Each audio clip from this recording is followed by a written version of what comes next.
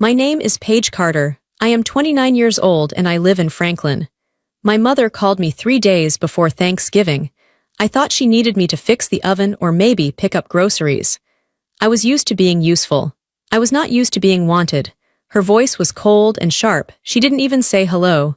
Paige, she said, you can't come to dinner this year. Ava is bringing her new boyfriend, Logan, to meet us. She wants him to have a good first impression. I stood in my kitchen, still wearing my work boots. I gripped the phone tight. What does that mean? I asked. It means, my mother said, that having you there would make her look bad. You're too rough. We need this to be perfect. It felt like a knife in my chest. I looked down at my hands. They were stained with grease because I am a mechanic. I fix things. I had fixed their problems for years. But I wasn't good enough to sit at their table. I didn't scream. I didn't cry. I just hung up the phone. I thought that was the end of it. I thought I would spend the holiday alone. But the next morning, my entire family stormed onto my front porch. My parents, my perfect sister Ava, and the new boyfriend, Logan, they were furious. But then Logan looked at me. He didn't look disgusted. He looked amazed. And he said one sentence that cracked my family's hierarchy in half. But before I tell you how everything flipped, like and subscribe, drop a comment. Where are you watching from? My name is Paige. I am 29 years old. If you looked at my hands right now, you would see grease under my fingernails. You would see calluses on my palms. You would see a small scar on my left thumb where a wrench slipped 3 years ago. I am an auto mechanic. I work at a shop in Franklin. I spend my days surrounded by steel, oil, and the smell of gasoline. I like it. Engines are honest. If an engine is broken, it tells you. It makes a noise. It smokes. You find the broken part, you take it out, and you put a new one in. Then it runs. It is simple. It makes sense. People are not like engines, especially my family. Growing up, I was the girl in the background. I was the one who didn't fit. I have a sister named Ava. Ava is 2 years younger than me. From the day she was born, she was the star. She was the main character of our family. I was just the stage crew. Ava is beautiful. She has perfect blonde hair. She has a small waist. She knows how to smile in a way that makes people want to give her things. My mother loved that about her. My mother cares very much about how things look. She cares about what the neighbors think. She cares about the brand of clothes we wear. My mother looked at Ava and saw a princess. She looked at me and saw a problem. I was not a princess. I was quiet. I was broad-shouldered. I liked to take things apart to see how they worked. When I was 10, I took apart the toaster. My mother yelled at me for 2 hours. She said I was destructive. She didn't care that I put it back together and fixed the spring that was stuck. She only saw the mess. That was the difference between us. Ava was decoration, I was utility. My father wasn't much better. He was a businessman. He liked things to be smooth. He didn't want trouble. He liked Ava because she was pretty and she laughed at his jokes. He didn't know what to do with me. I remember one Christmas when I was 12. Ava got a velvet dress and a karaoke machine. She spent the whole morning singing in the living room. My parents clapped. They took photos. They told her she was going to be a star. I got a set of encyclopedias. I didn't mind the books. I liked reading. But I understood the message. Ava was for showing off. Paige was for sitting in the corner and being quiet. By the time I was in high school, the roles were set in stone. Ava was the popular girl. She was on the homecoming court. She needed money for dresses, for makeup, for hair appointments. My parents gave it to her without asking questions. Ava needs to look her best, my mother would say. It's important for her future. I didn't ask for dresses. I asked for shop class. My high school had a vocational program. You could learn to fix cars. When I told my parents I wanted to take it, my mother wrinkled her nose. Mechanics, she said. That's dirty work, Paige. That's for other people. I like cars, I told her. I'm good at it. It's not very ladylike, my father added. He didn't look up from his newspaper. But I suppose it will keep you busy. That was their attitude. As long as I was busy and out of the way, they didn't care. So I went to the garage. And I fell in love. I loved the logic of it. I loved that it didn't matter if I was pretty. It didn't matter if I was popular. The car didn't care. The car only cared if I knew what I was doing. And I did. I had a knack for it. My teacher, Mr. Henderson, told me I had golden hands. You can feel the problem, he told me once. Most people just look. You feel it. That was the first compliment I remember getting that felt real. I started working at a local garage as soon as I graduated. I didn't go to a fancy college like Ava.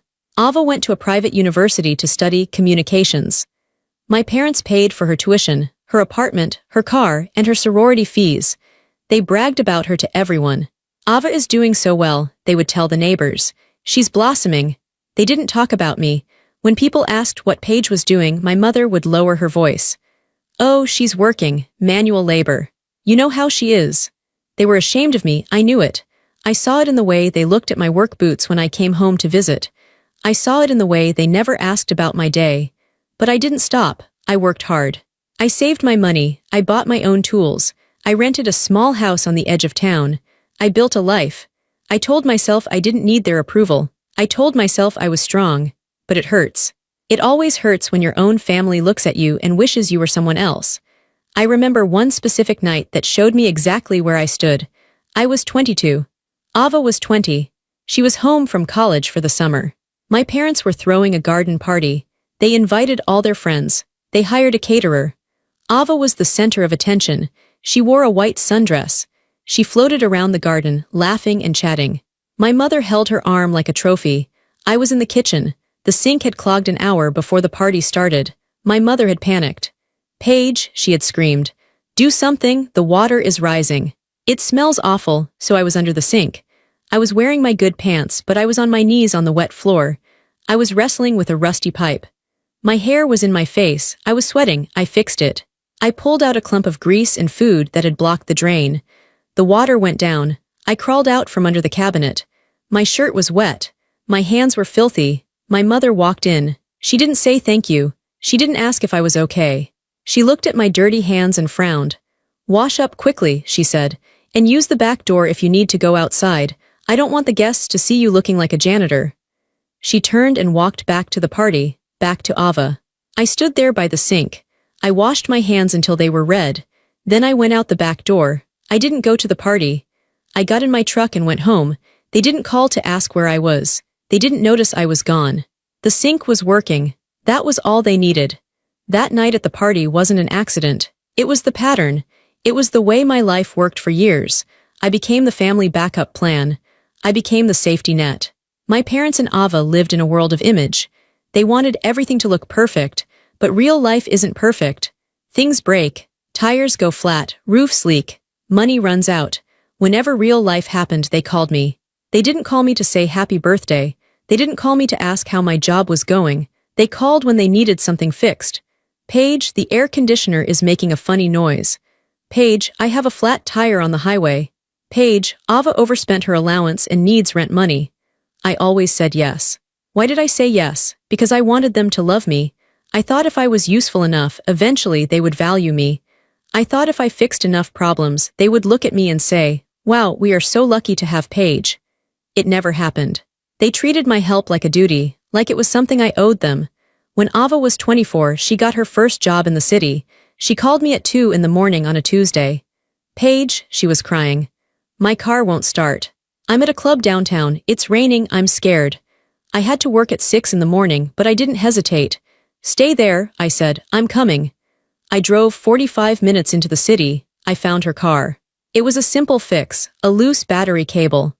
I tightened it in 2 minutes. Ava was sitting in the passenger seat, checking her makeup in the mirror. She didn't get out to hold the flashlight for me. She didn't offer to buy me a coffee. When the engine started, she clapped. Oh, thank God, you're a lifesaver, Paige. You should get this battery checked, I told her, wiping rain off my face. It's old. Yeah, she said. She was already texting someone on her phone. I have to go, my friends are waiting at the diner. Thanks, sis, she drove away. I stood in the rain in a parking lot at 3 a.m. I drove home. I slept for 2 hours. Then I went to work and stood on concrete floors for 10 hours fixing other people's cars. My parents never thanked me for going to get her. When I mentioned it to my mom later, she just shrugged. Well, you know about cars, Mom said. It's easy for you. Ava is helpless with those things. We have to look out for her. We have to look out for her. That was always the phrase. Ava was the fragile vase. I was the cardboard box you used to move it. It wasn't just labor. It was money, too. My parents lived above their means. They wanted the big house and the nice cars to show off, but they were bad with money. 3 years ago, my dad forgot to pay the property tax. He got a notice that the county was going to put a lien on the house. He panicked. He called me. I'm short on cash this month, he said. His voice was tight. I just need a loan. $5,000. I'll pay you back when my bonus comes in. $5,000 was my entire savings. It was the money I was saving to buy a classic car to restore, a 1972 Charger. It was my dream. But I heard the fear in his voice. Okay, Dad, I said, I'll write you a check. I gave him the money, he paid the taxes, he never paid me back. 6 months later, he bought a new set of golf clubs. They cost $2,000. When I asked about the loan, he got angry. Why are you bringing that up? He snapped. We're family, Paige, we help each other, you don't need the money anyway, you live so simply. He said simply like it was an insult. Like my life was small and cheap, so my money didn't matter. I stopped asking. I just worked harder. I took extra shifts. I restored that Charger eventually, but I did it with scraps and late nights piece by piece. I was the silent backbone of the Carter family. I kept the heat on. I kept the cars running. I kept Ava out of trouble. But I was never invited to the celebration dinners. When Ava got a promotion, they went to a fancy steakhouse. I found out about it on Facebook. When I asked Mom, she said, "Oh, it was just a last-minute thing. And you know you don't like that fancy food, you're a meat and potatoes girl." They made decisions for me. They decided where I belonged. And they decided I belonged in the garage, not at the table. I let them do it. For years, I let them do it. I swallowed the hurt. I told myself it was fine. Until this Thanksgiving. Until the phone call that changed everything. I think deep down, I knew a breaking point was coming. You can only tighten a bolt so much before it snaps. You can only ignore a warning light for so long before the engine blows. I was running on empty. And they were about to demand more fuel. It was Tuesday. Thanksgiving was on Thursday. I was in my kitchen.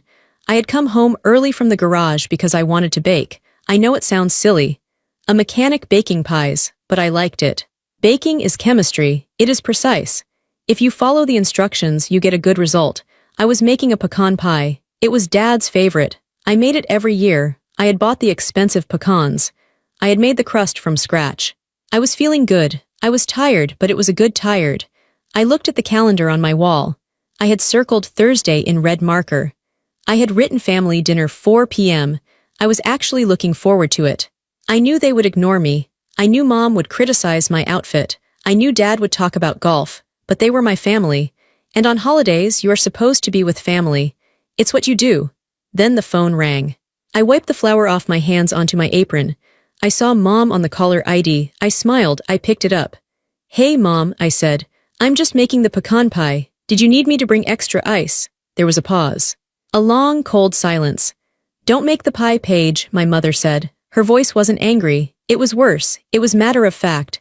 It was the voice she used when she was returning a pair of shoes she didn't like. "What?" I asked. "Why?" "Dad loves it." "We need to talk about Thursday," she said. She let out a small sigh like I was already exhausting her. "Plans have changed." "Did you move the time?" I asked. "I can come earlier. I can come help set up." "No," she said. "Paige, listen to me. Ava is bringing Logan. You know about Logan. He is special. He comes from a very prominent family in the city. His father owns the dealership group. They are very polished people." "Okay," I said. "I'm happy for her. I look forward to meeting him." "That's the thing," Mom said. "Ava and I have been talking. We want everything to be perfect. We want the atmosphere to be elegant. Refined." I stood very still in my kitchen. The oven timer was ticking, tick, tick, tick, and, I said, and Mom said, "We think it would be better if you didn't come." I didn't understand the words at first. It didn't make sense. "If I didn't come to Thanksgiving."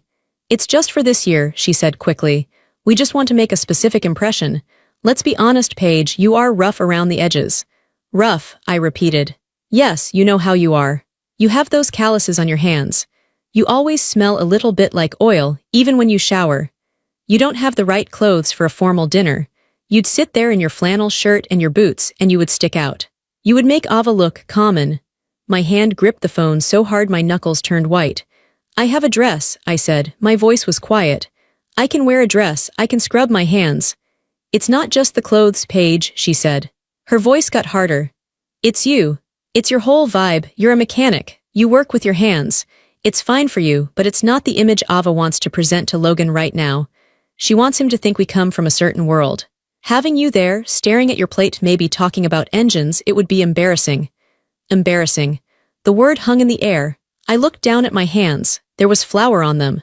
Under the flour, there was a faint dark line of grease under my thumbnail. I had tried to scrub it out, but it never really goes away. It is part of me. I see, I said. I knew you would understand, she said. She sounded relieved. She didn't sound sorry. She sounded like she had just checked an item off a list. We'll save you some leftovers. Maybe you can come by on Saturday to fix the garage door opener. It's been sticking. The audacity hit me like a physical blow. They were uninviting me from Thanksgiving because I was embarrassing. But they still wanted me to come fix the garage door 2 days later. I was good enough to work for them. I was good enough to sweat for them, but I wasn't good enough to eat with them. Something inside me clicked. It wasn't a loud click. It was the sound of a lock turning. It was the sound of a door shutting forever. For 29 years I had tried. I had tried to be helpful. I had tried to be good. I had accepted the scraps of love they threw at me.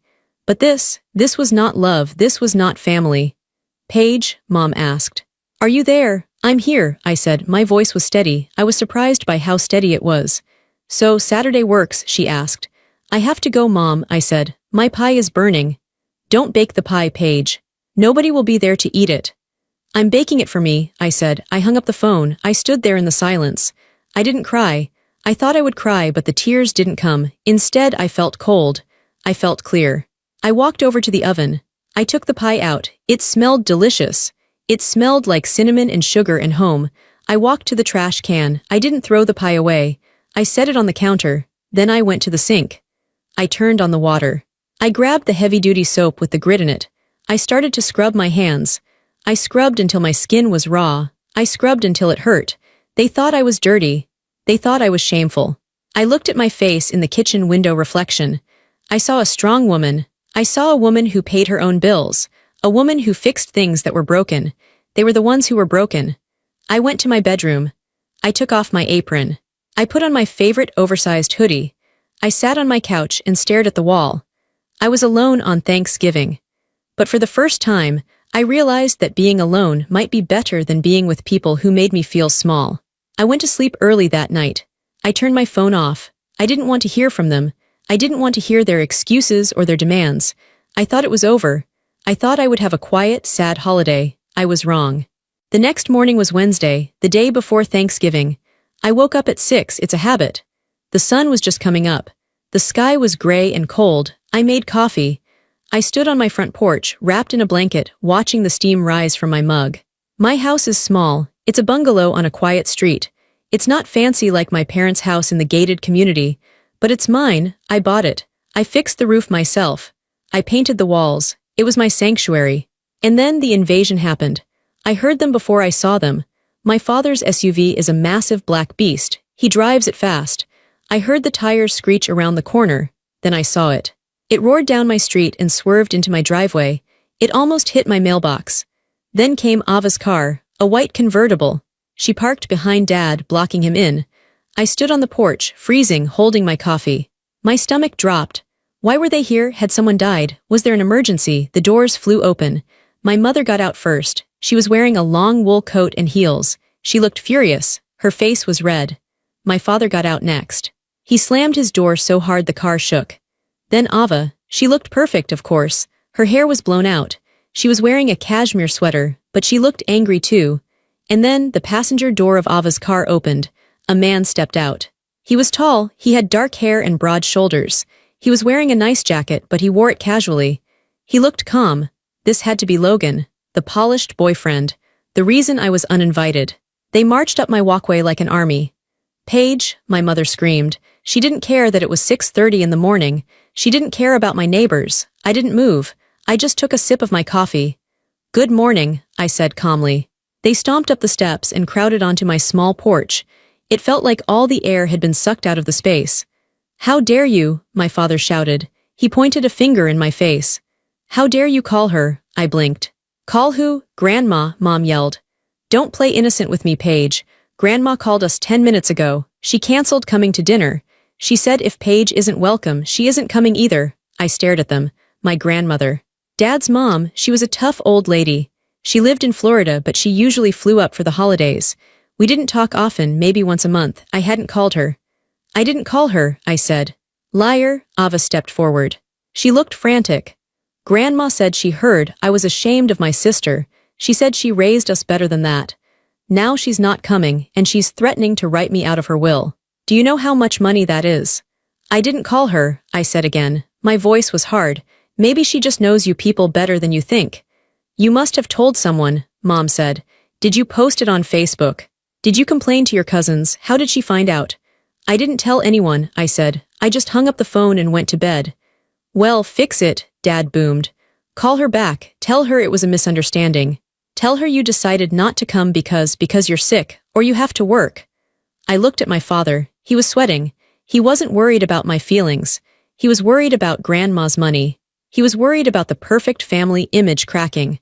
No, I said. The silence on the porch was sudden and heavy. What did you say? Dad whispered. I said no, I'm not lying for you. You uninvited me. Live with it? Ava let out a sound like a strangled cat. Paige, you are ruining everything. Logan is right here. Do you have to be so difficult in front of him? I looked at Logan. He was standing at the back of the group, leaning against the railing. He wasn't yelling. He was watching. He was looking at me with a strange expression. He looked interested. And while we are here, Mom cut in, ignoring my refusal, we have another problem. The roof over the dining room is leaking. A wet spot appeared on the ceiling this morning. It's right over the main table. She looked at me expectantly. I stared at her. So, she snapped. So you need to come fix it. Now, before the dinner tomorrow. We can't have a bucket in the middle of the room when the guests arrive. It looks trashy. My jaw tightened. They had just accused me of ruining their life, screamed at me for something I didn't do, and now they wanted me to climb on their roof and do manual labor. You uninvited me, I said slowly. You told me I was embarrassing. You told me my clothes and my hands were too dirty for your table, but now you want these dirty hands to come fix your roof. Don't be dramatic, Dad said. He waved his hand dismissively.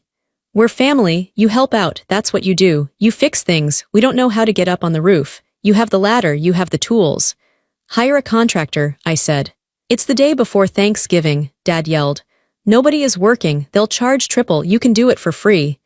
And we need you to write a check, Ava added. She crossed her arms. Since Grandma isn't coming, she's not bringing the check she usually gives me for my birthday. I needed that for the catering bill. I'm short $500. She held out her hand. Like she expected me to just put money in it. I looked at them. A tableau of selfishness. My mother worried about the ceiling stain.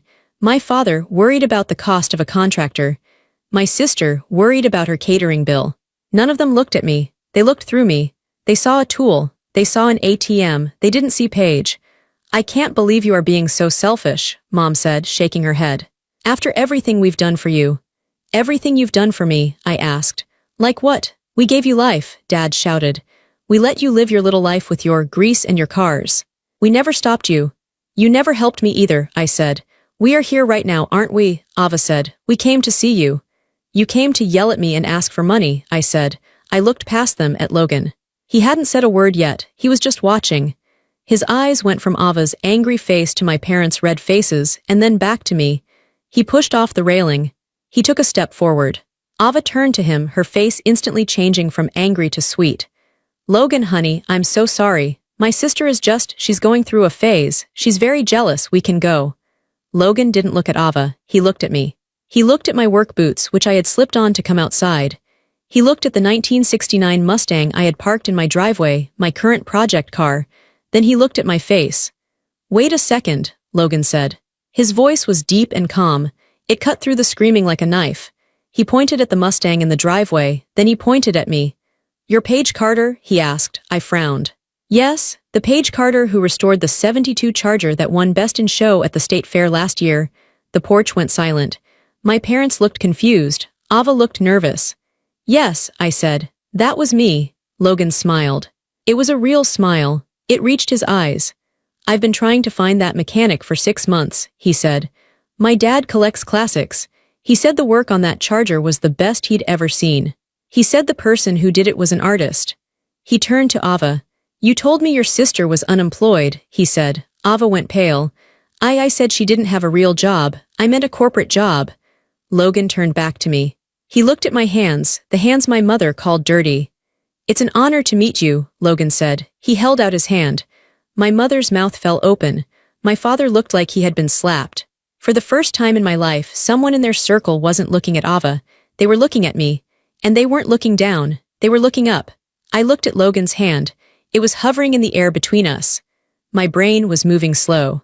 It was having trouble processing what was happening. For 29 years, people who looked like Logan, rich, polished, successful, looked right through me, or they looked at me with pity. But Logan wasn't looking at me with pity. He was looking at me like I was a celebrity. I wiped my hand on my jeans. I didn't want to get grease on him, even though he didn't seem to care. I shook his hand. His grip was firm and warm. "I'm Paige," I said.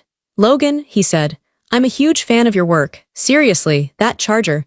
The way you rebuilt the suspension while keeping the original chassis integrity, it was brilliant." I felt a flush of heat go up my neck. It wasn't embarrassment. It was pride. It was the feeling of being seen. "Thank you," I said. "It took me 8 months to source the parts." "I bet," Logan said. He stepped closer to me, ignoring Ava completely. "And this Mustang. Is this a 302 boss?" "It's a 69 Mach 1, I corrected him gently. "I'm swapping the transmission right now. It's going to be a beast when I'm done." Logan whistled. He looked at the car with genuine appreciation. My family stood there frozen. It was like someone had hit the pause button on a movie. My mother's mouth was still slightly open. My father was blinking rapidly. Ava looked like she was going to be sick. This wasn't in the script. In their script, Logan was supposed to be horrified by me. He was supposed to see the grease and the old house and be thankful he was with the good sister. Instead, he was bonding with me. "Logan," Ava's voice was high and tight. She stepped between us, physically blocking him from looking at me. "Honey, we really don't have time for this. We need to go. My sister is busy." Logan looked down at Ava. His expression had changed. The warmth was gone. He looked confused. "You told me she didn't do anything," Logan said. "You told me she messed around in a garage because she couldn't hold a job." Ava's face turned bright red. "Well, it's not a career, Logan. It's a hobby. It's dirty work. It's skilled labor," Logan said. He didn't raise his voice, but the words hit hard. "My dad pays guys $300 an hour to do what she does, and she does it better." He looked back at me. "You own your own shop." "I work at Miller's Auto on 4th, I said, "but I do my custom work here in my garage." "That's incredible," he said. My mother stepped forward. She couldn't stand it. She couldn't stand that the attention was off Ava. She couldn't stand that her narrative was falling apart. "Oh, let's not exaggerate," Mom said with a tight, fake laugh. "Paige likes to tinker, it's cute. But we really are here for a reason, Logan. Family matters."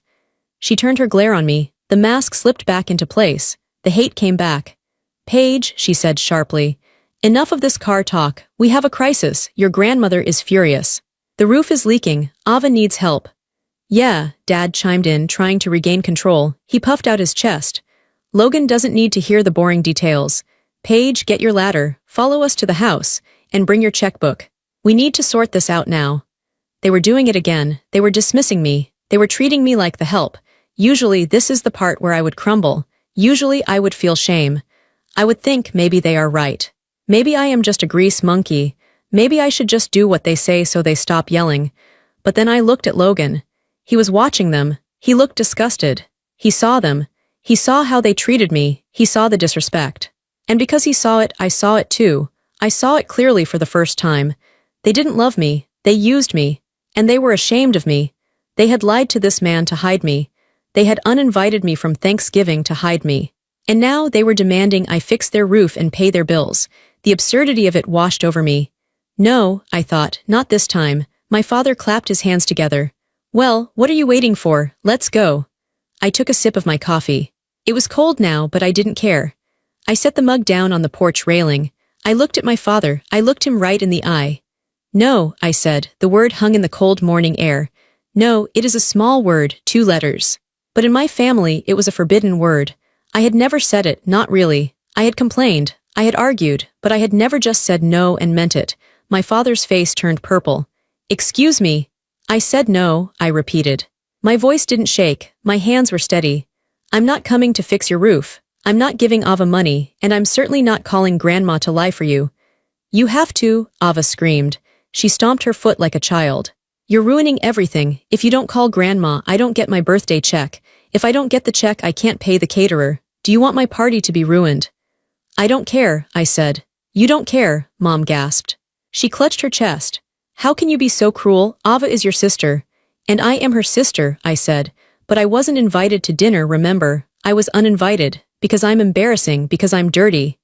I held up my hands. These hands are too dirty to hold a fork at your table, so they are definitely too dirty to sign a check for you. That is different, Mom yelled. That is about image, Paige. This is about survival. We are a family. No, I said. We aren't. A family doesn't hide their daughter. A family doesn't lie about who she is.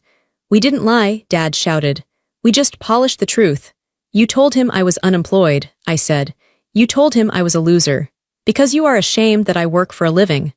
We are ashamed because you have no ambition, Dad roared. He lost his temper completely. He stepped into my personal space. He was big and loud, and usually he scared me. You could have been anything. You could have been a lawyer, a doctor, but you chose to be a mechanic. You chose to be common, and now you think you can stand there and judge us. I am judging you, I said. And I'm finding you lacking.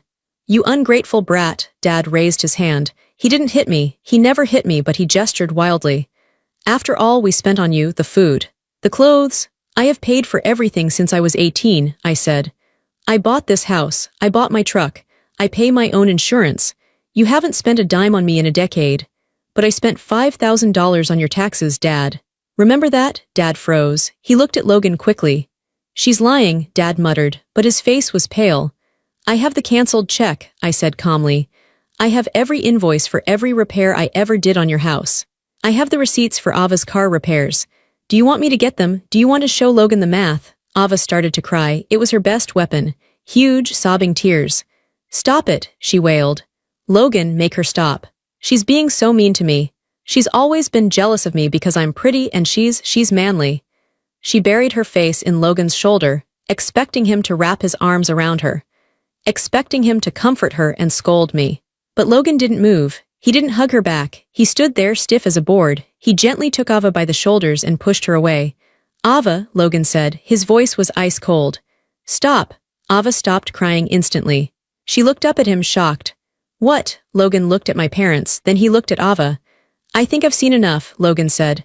What do you mean? Mom asked nervously. Logan, don't listen to Paige. She's hysterical. It's her hormones. She seems pretty calm to me, Logan said. Actually, she seems like the only rational person on this porch. He turned to me. Paige, he said. I'm sorry, I blinked. Why are you sorry? I'm sorry I'm part of the reason they treated you like this today, he said. If I had known my visit was going to be used as an excuse to hurt you, I never would have come. Logan, Ava gasped. How can you say that? I did it for you. I wanted everything to be perfect for you. By cutting out your own sister, Logan asked. He shook his head. That's not perfect, Ava. That's ugly. My family, we're loud, we're messy. My uncle is a plumber. My cousin drives a tow truck. If you tried to uninvite one of them because of their job, my father would throw you out of the house. My parents looked like they had swallowed glass. Logan's family, the rich, prominent family they were trying so hard to impress, valued blue-collar work. It didn't compute. It broke their worldview. But you're wealthy, Mom stammered. We have money, Logan said. That doesn't mean we're snobs. We respect hard work. And it looks like Paige is the only one here who knows what that means. He reached into his pocket and pulled out his car keys. I'm leaving, Logan said. Leaving? Ava screamed. But Thanksgiving, the dinner, I bought a new dress. I can't have dinner with people who treat their family like trash, Logan said. It kills my appetite. He looked at me. Paige, do you need help with anything here? Do you want me to stay until they leave? I felt a lump in my throat. It was the first time anyone had offered to protect me from them. I'm okay, I said. I looked at my parents. They looked small now, defeated. I think they were just leaving. We are not leaving until you agree to fix the roof, Dad shouted, trying one last time to use force. I am your father, I command you, I laughed. It was a dry, short sound. You have no power here, I said. This is my house, this is my porch, get off my property. You can't talk to me like that. I just did, I said. Get off my property, or I will call the police. And I think having a squad car in the driveway would really be embarrassing for the neighbors to see, don't you? My mother gasped. She knew I meant it. The threat of a public scene was the only thing that scared them more than losing money. Fine, Mom hissed. She grabbed Dad's arm. Come on, horrible girl, you will regret this. Don't expect a Christmas gift. I haven't expected a gift in years, I said. They turned and marched down the stairs. Ava lingered for a second, looking at Logan. Logan, she whimpered, are you coming? No, Logan said. I'll Uber back to the city, don't call me Ava. Ava burst into fresh tears, real ones this time, and ran to her car. They drove away, the black SUV peeled out, the white convertible followed. Quiet returned to my street. I stood on the porch. My heart was pounding in my chest like a jackhammer. My hands were shaking now. The adrenaline was fading, leaving me weak. Logan was still standing there. Are you okay? He asked. I took a deep breath. The air was cold and clean. No, I said honestly. I'm not okay, but I will be. Good, he said. He hesitated. Look, I know this is weird, and I know you just met me, but I really meant what I said about your work, and I don't really have anywhere to go for Thanksgiving now. He looked at the Mustang in the driveway. Do you need a hand with that transmission swap? He asked. I'm pretty good with a wrench. I don't have my work clothes, but I can roll up my sleeves. I looked at him. I looked at the empty driveway where my family used to be. Then I looked at my house, my sanctuary. I don't have a turkey, I said. I only have a pecan pie. Logan smiled. I love pecan pie. Okay, I said, but you have to let me give you a pair of coveralls. You can't work on a Mustang in that jacket. Deal, he said. We walked into the garage. For the first time in my life on Thanksgiving, I wasn't the servant. I wasn't the disappointment. I was the boss. It was Christmas Eve. A month had passed since Thanksgiving, a month of silence. I hadn't called my parents. They hadn't called me. Usually, Christmas Eve is a stressful time. Usually, I am running around my parents' house, hanging lights, cooking the ham, and wrapping Ava's gifts because she didn't have time. But this year was different. I was in my garage, but it didn't look like a lonely workshop. It looked like a party. I had cleared out the center bay. I set up 2 folding tables. We had pizza, wings, and a cooler full of soda. I had strung cheap Christmas lights across the tool cabinets. They twinkled against the steel. The garage was full of people. Real people. Mrs. Higgins from next door was there with her famous cookies. The 3 teenage boys I was teaching to weld were there, laughing and eating pizza. Mr. Henderson, my old shop teacher, was sitting on a tire, telling stories, and Logan was there. Logan hadn't left. Well, he had gone back to the city to get his things, but he came back every weekend. He liked the garage. He liked the quiet. He liked that I didn't ask him for money or status. We weren't dating, not really. We were just building something. Friendship, respect, maybe something more. It was slow. It was nice. He was wearing a flannel shirt covered in sawdust. He was helping the boys fix a dent in an old truck hood. He looked happy. The radio was playing Jingle Bell Rock. The heater was humming. The air smelled like pepperoni and motor oil. It was the best Christmas Eve of my life. Then the side door banged open. The music didn't stop, but the conversation did. Everyone turned to look. My parents stood in the doorway. They looked terrible. My mother's hair was messy. She wasn't wearing makeup. My father looked older, his face gray and tired. Ava was behind them, shivering in a coat that looked too thin for the weather. The cold wind blew in behind them, cutting through the warmth of the garage. Turn that noise off, my father yelled. One of the teenagers, a kid named Mike, looked at me. I nodded. He reached over and turned off the radio. The silence was sudden and sharp. What are you doing here? I asked. I didn't stand up. I stayed sitting on my stool. I had a slice of pizza in my hand. I put it down on a paper plate. We need to talk, Mom said. Her voice was shaking. Now, in private. She looked around the room at my friends. She looked at Mrs. Higgins with disgust. She looked at the teenagers with suspicion. These are my guests, I said. I'm not going anywhere. You are ruining us, Ava screamed. She pushed past Mom. Her eyes were red and puffy. You ruined everything. Logan dumped me. He blocked my number. He told his parents what happened, and now his mother won't speak to Mom at the country club. That sounds like a you problem, I said calmly. It is your fault, Dad shouted. He stepped into the garage. He looked like a bull ready to charge. You poisoned him against us. You told him lies. You made us look like monsters. I didn't have to make you look like monsters, I said. You did that all by yourself. We are your family, Mom cried out. She walked toward me, her hands out. How can you be so cold? It's Christmas Eve. We are sitting at home, alone, with no money for the heating bill because Grandma cut us off. And you are here having a party. Grandma cut you off? I asked. Yes, Dad said. She called us a disgrace. She sent her check to a charity instead. We have bills, Paige, we have mortgages.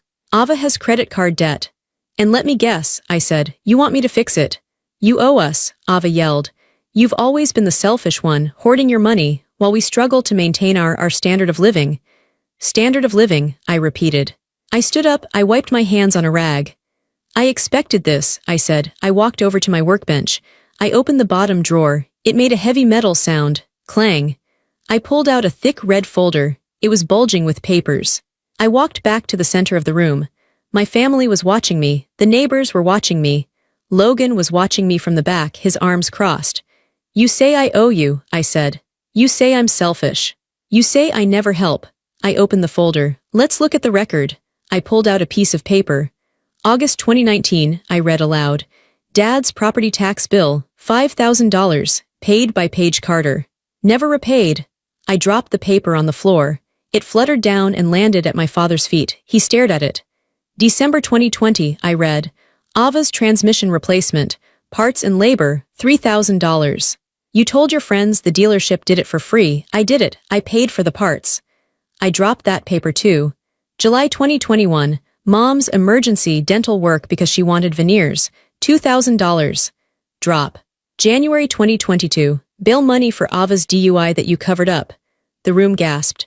Mrs. Higgins put her hand over her mouth. Ava went pale. You promised never to talk about that, Ava hissed.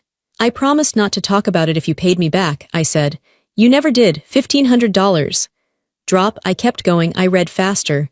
Roof repair, water heater replacement, new tires, grocery runs. Electric bills. Paper after paper, receipt after receipt. I let them fall like snow. They covered the dirty concrete floor in a layer of white. My parents stood there. They were shrinking. With every piece of paper, they got smaller. The truth was a physical weight. They couldn't argue with the receipts. They couldn't argue with the math. Total, I said, looking at the last page. In the last 10 years, I have given this family $42,000. And thousands of hours of labor. I looked at my father. He was looking at the floor. He couldn't meet my eyes. I didn't buy this house because I'm selfish, I said. I bought it because I worked while you pretended to be rich. I built this life with my hands. Paige, Mom whispered, please stop, people are watching. Let them watch, a voice said from the back. Logan stepped forward. My parents jumped. They hadn't seen him standing in the shadows near the tool chest. Logan, Ava breathed. She fixed her hair quickly, instinctively. Logan, you're here. Logan walked up to me. He stood next to me. He didn't look at Ava. He looked at my parents. I saw the folder, Logan said. Paige showed me last week. I'm an accountant's son. I know how to read a ledger. Your daughter hasn't just been helping you. She's been subsidizing you. He looked at Dad. You called her a failure, Logan said. But she's the only reason you haven't gone bankrupt. You didn't raise a failure. You raised a victim, and then you milked her dry. It's not like that, Dad stammered. It's complicated. Family finances are. It's not complicated, Logan said. It's theft. The word hung in the air, theft. My mother started to cry, but it wasn't the fake crying she usually did. It was the crying of someone who has been stripped naked in front of a crowd. She looked around the garage. She saw the faces of my neighbors. She saw the judgment in their eyes. There was no image left to save. The mask was shattered. We just came to say Merry Christmas, Dad muttered, trying to find a way out. We just wanted to be a family. No, I said. You came for money. You came for a fix. I kicked the pile of papers on the floor. This is the receipt, I said. The transaction is closed. The garage was very quiet. The only sound was the wind rattling the side door and my mother's soft sobbing. I felt a strange sensation in my chest. For years, I thought this moment would feel angry. I thought I would be screaming. I thought I would want to hurt them the way they hurt me. But I didn't feel angry. I felt tired. And I felt done. It was like finishing a long, difficult repair job. The engine is back together. The tools are put away. You wipe your hands. You turn off the lights. It's over. I looked at my parents. They looked like strangers. I realized I didn't need them. I didn't need their approval. I didn't need their love because what they had wasn't love. It was need. Get out, I said. I didn't yell it. I said it softly. Paige, Mom said. Where will we go? It's Christmas Eve. Go home, I said. Eat a sandwich. Watch a movie. Look at each other and try to figure out why you're alone. But you can't be here. You're kicking out your own mother, Ava spat. She was trying to be angry, but she just looked scared. I'm removing the trespassers, I said. I pointed to the door. I am done being your mechanic, I said. I am done being your bank, and I am done being your punching bag. My father looked at me one last time. He opened his mouth to speak. He looked like he wanted to yell or maybe beg. But he looked at Logan standing next to me, looking strong and protective. He looked at the teenage boys standing up, ready to defend me. He closed his mouth. "Come on, Martha," he said to my mother. "Let's go." He turned around and walked out into the cold. My mother followed him. She didn't look back. Ava stood there for a second longer. She looked at Logan. "You could have had me," she whispered to him. "I know," Logan said simply. "I'm lucky I escaped." Ava made a noise of pure frustration, spun on her heel and stomped out. The door slammed shut. The lock clicked. They were gone. For a second nobody moved. We all stared at the metal door. Then Mrs. Higgins cleared her throat. "Well," she said, "who wants more pizza?" The tension broke. A laugh rippled through the room. It started small, then it got louder. I let out a breath I didn't know I was holding. My shoulders dropped 2 inches. Logan turned to me. He put his hand on my shoulder. "You okay?" he asked. I looked at the pile of papers on the floor. My history of abuse. My history of neglect. I bent down and picked up the pile. I walked over to the trash can in the corner. I dropped them in. "Yeah," I said, "I'm okay." I looked around the garage. The lights were twinkling. The heater was humming. The boys were fighting over the last slice of pepperoni. Mrs. Higgins was pouring cider.